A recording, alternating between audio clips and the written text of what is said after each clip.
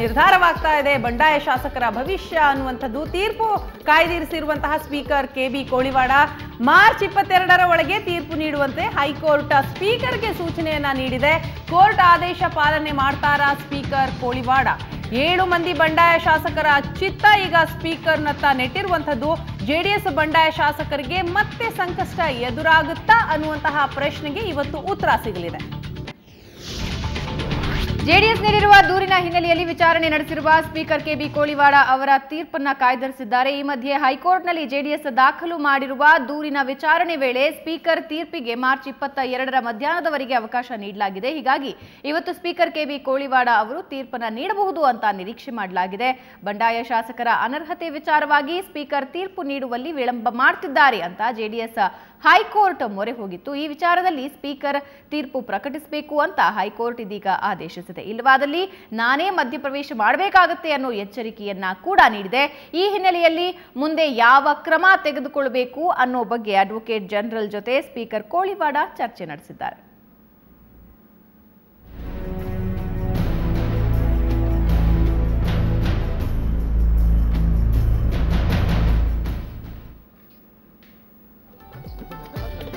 ಇನ್ನು ಸಾಧ್ಯತೆಗಳು ಏನು ಅನ್ನೋದನ್ನ ನಾವು ನೋಡೋದಾದ್ರೆ ಇವತ್ತೇನಾಗಬಹುದು ಅನ್ನೋದನ್ನ ನಾವು ನೋಡೋದಾದ್ರೆ ಜೆಡಿಎಸ್ ನೀಡಿರುವ ದೂರಿನ ವಿವರಣೆಗಳು ಸಕಾರಾತ್ಮಕವಾಗಿಲ್ಲ ಅನ್ನೋ ಕಾರಣ ಮುಂದಿಟ್ಟು ಹೆಚ್ಚಿನ ವಿಚಾರಣೆಗೆ ಸ್ಪೀಕರ್ ಕೆ.ಬಿ. ಕೋಳಿವಾಡ 1 ದಿನದ ಕಾಲಾವಕಾಶ ಪಡೆಯಬಹುದು. ಎರಡನೇ ಸಾಧ್ಯತೆ ಹೈಕೋರ್ಟ್ 22ರ ಮಧ್ಯಾಹ್ನದವರೆಗೆ ಕಾಲಾವಕಾಶ ನೀಡಿರೋದ್ರಿಂದ ವಿಳಂಬ ಧೋರಣೆಯನ್ನ ಅನುಸರಿಸಿ ಗುರುವಾರ ಮಧ್ಯಾಹ್ನ ತೀರ್ಪು ಪ್ರಕಟಿಸಬಹುದು. ಬಂಡಾಯ ಶಾಸಕರ ಪಟ್ಟಿಯಲ್ಲಿದ್ದ ಶಾಸಕ ಕೆ ಗೋಪಾಲಯ್ಯ ಅವರನ್ನ ದೂರಿನಿಂದ ಕೈಬಿಟ್ಟಿರುವ ಪ್ರಕರಣವನ್ನ ಗಂಭೀರವಾಗಿ ಪರಿಗಣಿಸಿ ಅಪೂರ್ಣ ಮಾಹಿತಿ ಅಂತ ಜೆಡಿಎಸ್ ಅರ್ಜಿಯನ್ನ ತಿರಸ್ಕರಿಸಬಹುದು. ಇನ್ನು 4ನೇ ಸಾಧ್ಯತೆ ನೋಡೋದಾದ್ರೆ ಅಧಿವೇಶನ ನಡೆಯುವಾಗ ಮಾತ್ರ ಪಕ್ಷ ನೀಡುವ ವಿಪ್ ಅನ್ವಯವಾಗಲಿದೆ. ಇನ್ನುಳಿದ ಸಂದರ್ಭದಲ್ಲಿ ವಿಪ್ ಅನ್ವಯ ಆಗೋದಿಲ್ಲ ಅಂತ ಹೇಳಿ ಜೆಡಿಎಸ್ ದೂರು ತಿರಸ್ಕರಿಸಬಹುದು. ಜೆಡಿಎಸ್ ನೀಡಿರುವ ದೂರಿನ ಪ್ರಸ್ತಾಪವಾಗದಂತೆ ರಾಜ್ಯಸಭಾ ಚುನಾವಣೆಯಲ್ಲಿ ಮತ ಹಾಕಲು ಬಂಡಾಯ ಶಾಸಕರಿಗೆ ಅವಕಾಶ ಕೊಡಬಾರದು ಅನ್ನೋ ಮನವಿ ತಿರಸ್ಕರಿಸಿ ಮತ ಹಾಕಲು ಅವಕಾಶ ನೀಡಬಹುದು.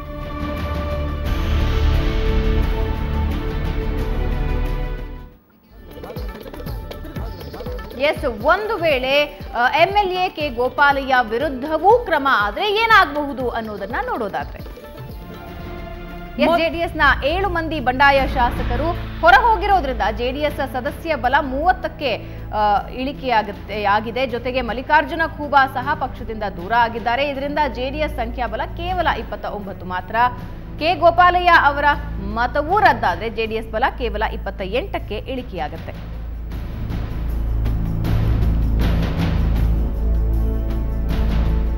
ಇನ್ನು ಎರಡನೆಯ ಪರಿಣಾಮವನ್ನ ನೋಡ್ತಾ ಹೋದ್ರೆ ಸದ್ಯದ ಲೆಕ್ಕಾಚಾರದ ಪ್ರಕಾರ ಜೆಡಿಎಸ್ ಅಭ್ಯರ್ಥಿ ಗೆಲ್ಲಬೇಕಾದ್ರೆ 43 ಸದಸ್ಯರ ಮತ ಅವಶ್ಯಕ.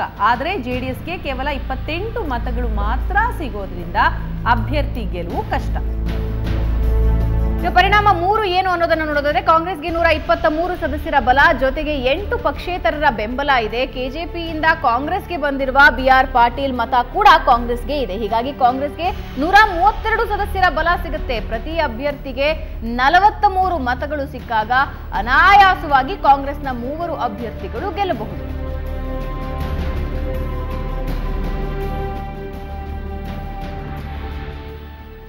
ಈ ಬಗ್ಗೆ ಮತ್ತಷ್ಟು ಮಾಹಿತಿಯನ್ನ ಕೊಡ್ತಾರೆ ನಮ್ಮ ರಿಪೋರ್ಟರ್ ಸುರೇಶ್. ಇದೀಗ ನಮ್ಮ ಜೊತೆ ಸಂಪರ್ಕದಲ್ಲಿದ್ದಾರೆ. ಸುರೇಶ್, ಜೆಡಿಎಸ್ನ ರೆಬಲ್ ಶಾಸಕರಿಗೆ ಒಂದು ರೀತಿ ಟೆನ್ಷನ್ ಶುರುವಾಗಿರೋದಂತೂ ಖಂಡಿತ. ಸೊ ಇವತ್ತು ಏನೆಲ್ಲ ಬೆಳವಣಿಗೆಗಳು ಆಗಬಹುದು? ಯಾಕಂತಂದ್ರೆ ನಾಳೆ ಮಧ್ಯಾಹ್ನದವರೆಗೂ ಕೂಡ ಸ್ಪೀಕರ್ ಅವರಿಗೆ ಕಾಲಾವಕಾಶ ಇರೋದ್ರಿಂದಾಗಿ ಅವರು ಯಾವಾಗ ನಿರ್ಧಾರ ಪ್ರಕಟ ಮಾಡಬಹುದು ಅಂತ ಅನ್ಸುತ್ತೆ. ಏನು ಜೆಡಿಎಸ್ ರೆಬಲ್ ಶಾಸಕರ ವಿಚಾರಣೆ ಇದೀಗ ಅವರ ರಾಜಕೀಯ ಭವಿಷ್ಯ ಹೇಳ್ಬೋದು. ಯಾಕೆಂತಂದ್ರೆ 2 ದಿನದ ಹಿಂದೆ ಏನು ಸ್ಪೀಕರ್ ತಮ್ಮ ಕೊಠಡಿಯಲ್ಲಿ ಒಂದು ವಿಚಾರಣೆಯನ್ನ ನಡೆಸುವ ಆಚರಿಸಿದ್ರು. ಆ ತೀರ್ಪನ್ನ ಯಾವಾಗ ಬೇಕಾದ್ರೂ ಕೊಡ್ಬೋದು ಅನ್ನುವಂತ ಮಾತನ್ನ ಸಹ ಹೇಳಿದ್ರು. ಒಟ್ಟಾರೆ ಶತಾಯ ಜೆಡಿಎಸ್ ಶಾಸಕರ ಇವತ್ತು ಶಾಸಕತ್ವನ್ನ ಅನರ್ಹಗೊಳಿಸಬೇಕು ಅನ್ನುವಂತ ಹಠಕ್ಕೆ ಬಿದ್ದಿರುವಂತಹ ಜೆಡಿಎಸ್ ದೇವೇಗೌಡರ ಸೂಚನೆಯಂತೆ ಇದೀಗ ಹೈಕೋರ್ಟ್ಗೆ ಸಹ ಹೋಗಿರುವಂತದ್ದು. ನಿನ್ನೆ ಹೈಕೋರ್ಟ್ ನಲ್ಲಿ ವಿಚಾರಣೆ ನಡೆಸಿ ಆದಷ್ಟು ಬೇಗ ಈ ಒಂದು ವಿಚಾರಣೆಯನ್ನ ಪೂರ್ಣಗೊಳಿಸಿ ತೀರ್ಪನ್ನ ನೀಡಬೇಕು ಅನ್ನೋ ಸೂಚನೆಯನ್ನ ಇದೀಗ ಸ್ಪೀಕರ್ಗೆ ನೀಡಿದೆ. ಹಾಗಾಗಿ ಸ್ಪೀಕರ್ ಯಾವ ತೀರ್ಮಾನವನ್ನ ತೆಗೆದುಕೊಳ್ತಾರೆ ಅನ್ನುವಂಥದ್ದನ್ನ ಕಾಡ್ಕೊಳ್ಬೇಕಾಗಿದೆ. ಒಟ್ಟಾರೆಯಾಗಿ ಸ್ಪೀಕರ್ 22ರವರೆಗೆ ಅವರಿಗೆ ಒಂದು ಕಾಲಾವಕಾಶ ಇರೋದ್ರಿಂದ ಒಂದು ರೀತಿ ವಿಳಂಬ ಧೋರಣೆಯನ್ನ ಅನುಸರಿಸಿ 22ರ ಮಧ್ಯಾಹ್ನ ತೀರ್ಪು ನೀಡಿದೆ. ಅದಲ್ಲಿ ನಂತರ ಮೇಲ್ಮನವಿ ಹೋಗೋದಕ್ಕೆ ಸಹ ಕಾಲಾವಕಾಶ ಸಿಗೋದಿಲ್ಲ. ಹಾಗಾಗಿ ಜೆಡಿಎಸ್ ನ ರೆಬೆಲ್ ಶಾಸಕರು ಕಾಂಗ್ರೆಸ್ಗೆ ಮತ ಹಾಕಿ ಕಾಂಗ್ರೆಸ್ನ 3ನೇ ಅಭ್ಯರ್ಥಿಯನ್ನ ಗೆಲ್ಲಿಸಿಕೊಳ್ಳೋದ್ರಲ್ಲಿ ಕಾಂಗ್ರೆಸ್ಗೆ ಒಂದು ರೀತಿ ಇದು ವರದಾನ ಆಗ್ಬೋದು ಅಂತಾನೆ ಹೇಳಲಾಗ್ತಾ ಇದೆ. ಒಟ್ಟಾರೆಯಾಗಿ ಸ್ಪೀಕರ್ ಅಡ್ವೊಕೇಟ್ ಜನರಲ್ ನ ನಿನ್ನೆ 2 ಬಾರಿ ತಮ್ಮ ಕೊಠಡಿಗೆ ಕರೆದುಕೊಂಡು ಏನೆಲ್ಲ ಮುಂದಿನ ಕ್ರಮಗಳನ್ನ ತೆಗೆದುಕೊಳ್ಬೇಕು, ಹೈಕೋರ್ಟ್ ನೀಡಿರುವಂತಹ ಈ ಒಂದು ಸೂಚನೆ ಹಿನ್ನೆಲೆಯಲ್ಲಿ ಮುಂದೆ ಯಾವ ರೀತಿ ಇಲ್ಲಿ ಕಾನೂನಿನ ಕ್ರಮವನ್ನು ತೆಗೆದುಕೊಳ್ಬೇಕು ಅನ್ನುವಂತ ನಿಟ್ಟಿನಲ್ಲಿ ವಿಚಾರಣೆಯನ್ನ ಸಹ ಚರ್ಚೆಯನ್ನು ಸಹ ನಡೆಸಿರುವಂತದ್ದು. ಇಂದು ಮಧ್ಯಾಹ್ನದ ಒಳಗೆ ಸ್ಪೀಕರ್ ಯಾವ ಒಂದು ತೊಂದರೆಯಿಂದ ನಿಮ್ಮ ಧ್ವನಿ ಸರಿಯಾಗಿ ಕೇಳಿಸ್ತಾ ಇಲ್ಲ ಸುರೇಶ್. ಧನ್ಯವಾದ ನಿಮ್ಮೆಲ್ಲ ಮಾಹಿತಿಗೆ. ಶಾಸಕರ ಅನರ್ಹತೆ ವಿಚಾರವಾಗಿ ಇವತ್ತು ಸ್ಪೀಕರ್ ತೀರ್ಪು ಯಾವ ನಿರ್ಧಾರವನ್ನ ಹೊರಹಾಕುತ್ತೆ ಅನ್ನೋ ಕುತೂಹಲ ಮೂಡಿಸ್ತಾ ಇರುವಂತಹದ್ದು. ತೂಗುಯ್ಯಾಲಿಯದಿದೆ ಶಾಸಕರ ಸದಸ್ಯತ್ವದ ವಿಚಾರ. 7 ಮಂದಿ ಬಂಡಾಯ ಶಾಸಕರ ಚಿತ್ತ ಈಗ ಸ್ಪೀಕರ್ ರತ್ತ.